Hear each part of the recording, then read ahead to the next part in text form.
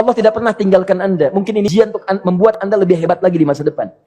Kalau Anda tidak tahan bantingan yang sekarang, bagaimana Anda bisa mengatasi pelintiran yang akan datang? Semua keadaan jiwa kita, hati kita, perasaan-perasaan kita sudah lebih dulu bahkan pernah dirasakan oleh Nabi Muhammad SAW. Kalau Anda pernah gelisah, Nabi dulu pernah gelisah. Kalau Anda bahagia, Nabi juga pernah bahagia. Kalau Anda merasakan kekhawatiran, Nabi dulu pernah khawatir. Dan miniatur kehidupan kita sudah dicontohkan dalam perjalanan kehidupan Nabi Muhammad SAW agar kita bisa belajar mengatasi problematika kehidupan. Allahu Akbar, kalau beliau tidak diutus oleh Allah, kita tidak tahu bagaimana cara menyelesaikan pemetaan kehidupan kita hingga dengan saat ini.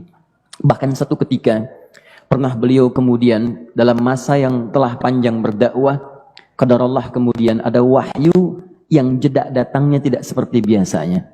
Biasanya datangnya cepat, berganti hari turun wahyu, ganti pekan turun wahyu. Ini beberapa masa wahyu belum turun. Ada hikmah di balik itu. Teman-teman sekalian, tiba-tiba beliau naik ke atas bukit, wahyu belum turun juga.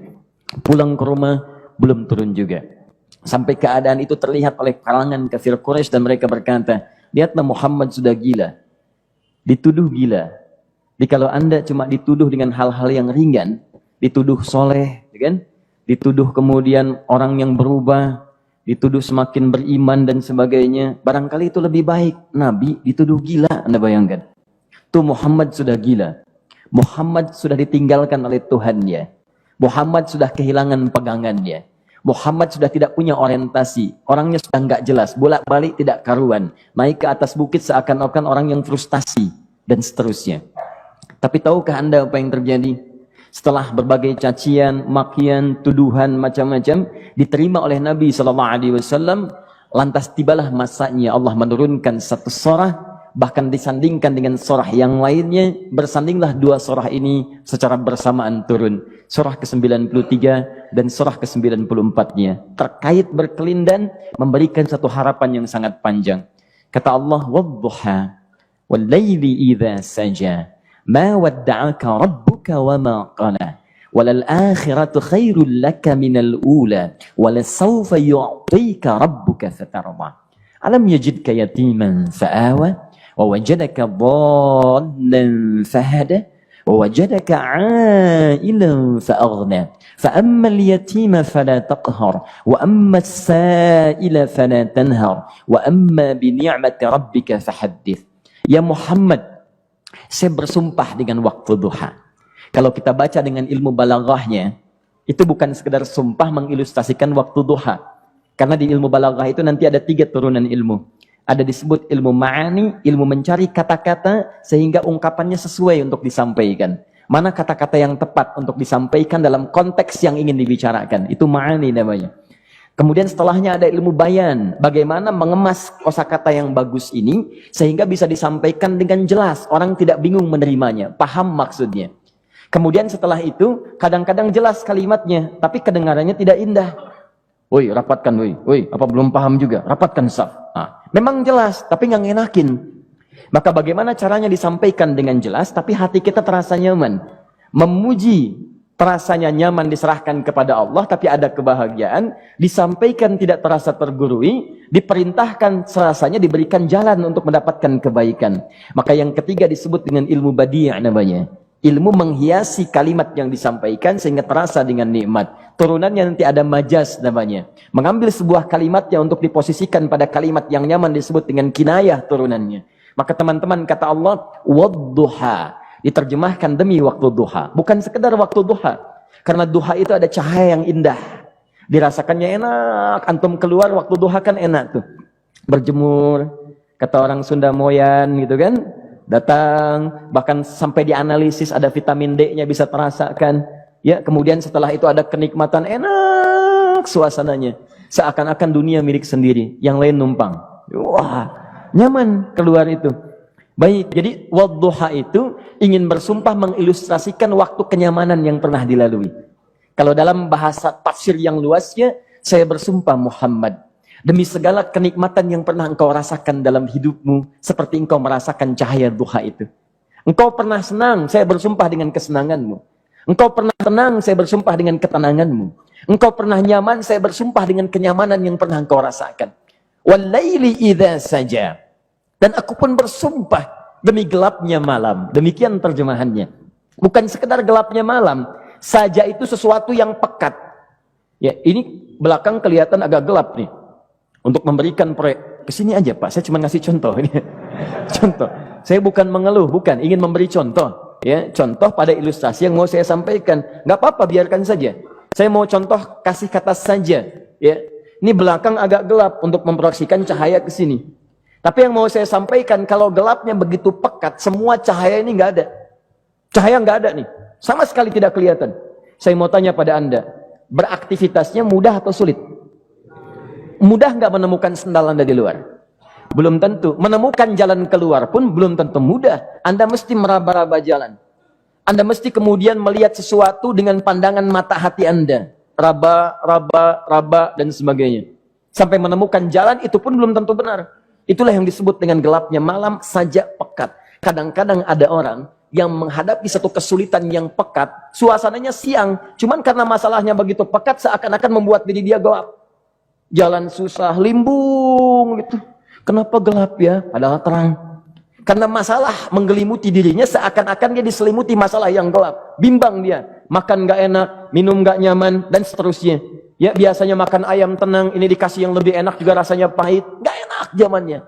Maka kalau kita ilustrasikan dalam suasana tadi Muhammad, saya bersumpah, engkau pernah hidup nyaman, ataupun engkau mengalami masalah yang sangat pekat dalam kehidupan.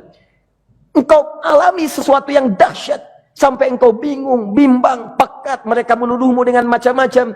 Ma wadda'aka rabbuka wa ma qala. Saya pastikan kepadamu, dalam keadaan nyamanmu seperti dulu ataupun engkau bimbang seperti sekarang, Tuhanmu tidak akan pernah meninggalkanmu ataupun menuduhmu gila. Orang-orang yang dekat dengan Allah Subhanahu wa taala, maka Allah akan menjaganya baik dalam keadaan yang tenang dan nyaman ataupun dalam kesulitan yang luar biasa. Walal akhiratu khairul laka minal ula. Nanti saya akan tunjukkan kepadamu. Jika kamu telah tabah dan sabar menerima cacian mereka, menerima tuduhan mereka, nggak apa-apa, ini kan muqaddimah. Masa kamu masih panjang. Kamu masih panjang dalam berdakwah. Kehidupan kamu masih panjang membawa tugas dan misi. Kalau kamu belum bersabar pada yang sekarang, bagaimana dengan yang di masa depan? Tapi saya pastikan kepadamu, jangankan yang seperti ini, masalah pekat yang paling hebat pun kamu akan hadapi, yang membuat kamu sedemikian sulit lebih daripada ini, yakinkan pada jiwamu, aku tidak akan pernah meninggalkanmu. Ini prinsip dalam kehidupan kita. Jika Anda menggantungkan hidup kepada Allah, Anda bersandar dengan baik kepada Allah, maka ayat ini akan mengatakan, teman-teman sekalian, Allah tidak akan pernah meninggalkan Anda dalam setiap kehidupan Anda. Nanti, sekarang perjuangan, kata Allah, walal akhiratu khairul laka minal ula. Nanti saat kamu tiba di akhirat, saya akan tunjukkan kepadamu ada yang lebih hebat yang tidak pernah engkau rasakan sebelumnya saat di bumi. Tidak akan ada lagi kesulitan yang kamu hadapi. Tidak akan ada lagi cacian yang kamu kemudian hadapi. Tidak ada lagi kemudian tuduhan yang kemudian kamu rasakan. Aku akan berikan apapun yang kamu inginkan sampai kamu puas. Wala sawfa yu'tika rabbuka fatarda. Nanti kamu pengen apapun, aku berikan. Kalau saufa masih ada jeda, ya. Kalau bahasanya wa yu'tika mungkin seketika. Tapi ketika mengatakan saufa, artinya bukan saat ini Muhammad. Sekarang pun aku berikan, tapi nanti yang di akhirat aku berikan sampai kamu merasa puas. Ayo minta apa saja. Hadir, hadir, hadir, hadir. Tapi yang paling indah, kalau kamu tidak percaya, alam yajidka yatiman fa'awa. Cobalah ingat, kalau sekarang sedang susah, coba ingat dulu. Bukankah saat kamu yatim, aku yang merawat sampai kamu tidak merasakan kegelisahan itu? Lahir bapak tidak ada, aku cukupkan dengan kakek. Kakek meninggal, aku hadirkan ibu dan paman hadir di sekitaranmu. Ibu meninggal, ada kakek. Kakek meninggal, ada paman.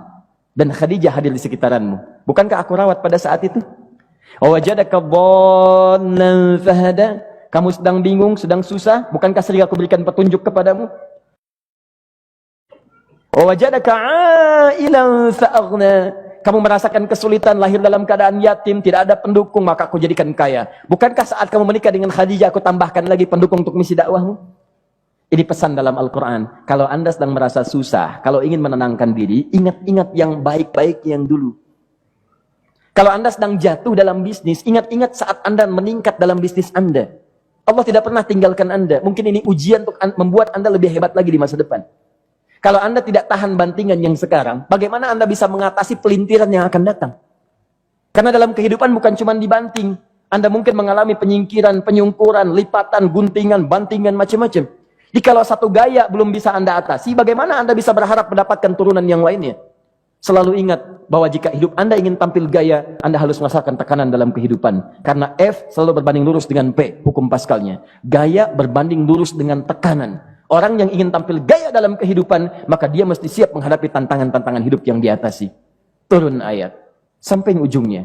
Jadi kalau kamu sudah begini lagi, jangan pernah kamu membentak orang lain. Jangan pernah merendahkan orang lain. Karena Allah pun menjaga setiap hamba sepanjang ia mendekat kepadamu. Setelah itulah turun kemudian surah Al-Insyirah. Alam nashrah lakas sadra. Antum kenal Nabi Musa? Baik. Tapi agak lumayan lah. Tadi saya di Soreang kenal Fir'aun. Di sini Musa. Baik, alhamdulillah. Perhatikan ya, dahsyatnya pemberian Allah kepada Nabi Muhammad SAW. Nabi Musa alaihi salam, dan sering kali kita bacakan untuk memohon kepada Allah. Rabbi syrahli sadri. Perhatikan baik-baik. Ini keunggulan Nabi Muhammad SAW dibanding Nabi Musa alaihissalam. Dua-duanya Nabi, Rasul, tapi masing-masing punya keistimewaan.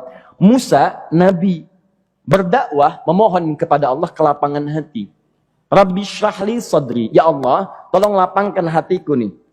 Kenapa mesti lapang? Karena pasti Musa merasakan nih. Saya tahu betul karakter Fir'aun. Belum apa-apa sudah memaki. Kalau orang yang hatinya tidak lapang, tidak akan tahan dengan makian, keluarlah kemudian balasan yang tidak digambarkan sebelumnya. Fir'aun tuh kasar. Kasarnya bukan sekedar kasar, bahkan saking kasarnya bisa berujung pada eksekusi kematian. Saya contohkan tadi di sore yang ini, saya nggak suka dengan rambutnya nih, kata Fir'aun. Bukan nyuruh nyukur mas, tolong pisahkan kepala dari badannya. Gitu gayanya tuh, Fir'aun. Ya, bukan nggak ngenakin, susah dengan Fir'aun itu. Jadi kalau belum apa-apa datang Musa ke situ, hatinya tidak seluas samudra, hatinya tidak lapang, cuman seluas gelas, tidak akan sabar menerima cacian Fir'aun. Begitu datang dicaci, dasar anak gak tahu diri, gak tahu malu, sudah saya rawat begini. Ya Allah, saya bosan dengarnya, matiin aja sekarang. Musa Nabi berdoa dikabulkan. Cuman kalau Fir'aun kemudian ajalnya misal wafat pada saat itu, tidak akan jadi contoh kepada kita untuk kekinian. Bagaimana orang yang bebal untuk bertobat kepada Allah Subhanahu wa Ta'ala. Bagaimana penyimpangan dalam kedudukan. Bagaimana dia kemudian akrab dengan pengusaha yang gelap. Di pengusaha gelap berpartner dengan penguasa zalim. Sudah ada dari dulu. Pengusahanya disebut dengan Qarun. Kemudian mohon maaf, ya, yang pemimpinnya disebut dengan Fir'aun, tokoh intelektualnya disebut dengan Haman. Makanya cerita ini komplit di Quran, sudah ada. Di setiap persoalan dalam kehidupan masyarakat disebabkan tiga hal yang berkolaborasi. Kalau bukan penguasa zalim, berpartner dengan pengusaha gelap, ditopang oleh intelektual yang sembrono. Itu persoalan. Jadi kalau ada sekarang intelektual menyalahgunakan kepintarannya, dia terlambat, sudah ada Haman dulu. Dan gak usah bersaing, dia bisa bikin piramida, Anda belum tentu bisa membuatnya. Kalah Anda, masih kalah hebat. Ya, jadi kalau dititipkan sesuatu, jangan disimpangkan. Yang ingin saya sampaikan, Musa mengatakan, Rabbi syrahli sadri. Nabi berangkat berdoa dikabulkan oleh Allah. Nabi Muhammad belum minta turun ayat. Alam nashrah laka sadra. Yang ini minta, Rabbi syrahli sadri. Nabi Muhammad, alam nashrah laka sadra.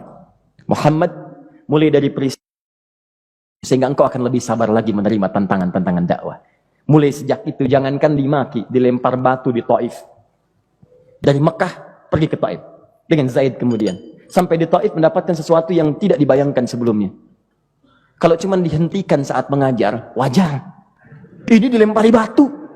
Anda bayangkan? Bisa kebayang nggak? Lempari batu tuh. Lempar, dilempar. Zaid jadi tameng, berdarah-darah, kemudian mundur. Mundur, beristirahat di bawah tepian pohon. Begitu beristirahat, datang malaikat penjaga dua gunung. Turun malaikat dengan kesal mengatakan, Ya Rasulullah, mud yadaika ilas sama. Ya Rasulullah, angkat tanganmu ke langit. Minta kepada Allah, aku angkat dua bukit di Taif, aku himpit keduanya mereka. Aku himpit penduduk Taif dengan dua bukit itu. Apa jawab Nabi? Karena sudah mendapatkan kelapangan, ketenangan, belajar dari peristiwa-peristiwa tadi, indah jawabannya. Lah, katanya, tolong jangan lakukan. Innahum qaumun la ya'lamun. Mereka belum paham saja. Mereka belum mengerti. Tolong jangan lakukan. Aku bermohon kepada Allah. Boleh jadi nanti di masa depan akan ada hamba-hamba terbaik yang lahir dari bumi Taif ini. Kemudian beliau berkata, Rabbi, ina man takilluni. A'ila qaribin yu'limuni am ila ba'idin yu'dhini fa ana radin ma lam taghdab ilayya. Ya Allah, kemana lagi engkau akan utus aku untuk berdakwah setelah peristiwa ini? Apakah tempatnya lebih dekat aku jangkau sekarang, tapi di situ aku akan disakiti lagi? Ataukah jaraknya masih jauh, tapi di tempat itu aku akan dizalimi lagi? Aku ridha ya Allah dengan itu semua, asalkan engkau tidak marah kepadaku. Asalkan engkau tidak marah kepadaku. La haula wala quwata illa billahil aliyil azim. Begitu kelapangan itu muncul, ridha dengan ketetapan dan siap, tabah, kuat, hadir dalam jiwanya. Tiba-tiba turun undangan, tunaikan Isra dan Mi'raj. Diangkat statusnya, naik mendekat kepada Allah Subhanahu wa taala. Dihilangkan bebannya, wa wada'na anka wizrak alladzi anqadha dhahrak. Itu hikmah, teman-teman. Barangkali kalau antum saat ini datang ke masjid ini untuk kajian, sedang bawa beban, ada kesulitan, penuh dengan macam-macam, barangkali dibacakan surat Ad-Duha tadi untuk memberikan harapan kepada Anda. Ini bukan PHP, karena ini bukan masalah urusan manusia. Ini adalah janji yang tidak akan pernah diingkari. Innallaha la yukhliful mi'ad. Kata Allah, Anda punya masalah, ingat suasana tenang pada masa lalu. Bukankah saya memberikan ketenangan kepadamu? Mendekat kepada saya, Anda bersabar, yakinkan bahwa ujian yang saya berikan saat ini sesungguhnya untuk membuat kamu lebih hebat di masa depan. Karena orang hebat tidak akan pernah sepi dari ujian untuk membuat dia lebih kuat menghadapi tantangan dalam kehidupan.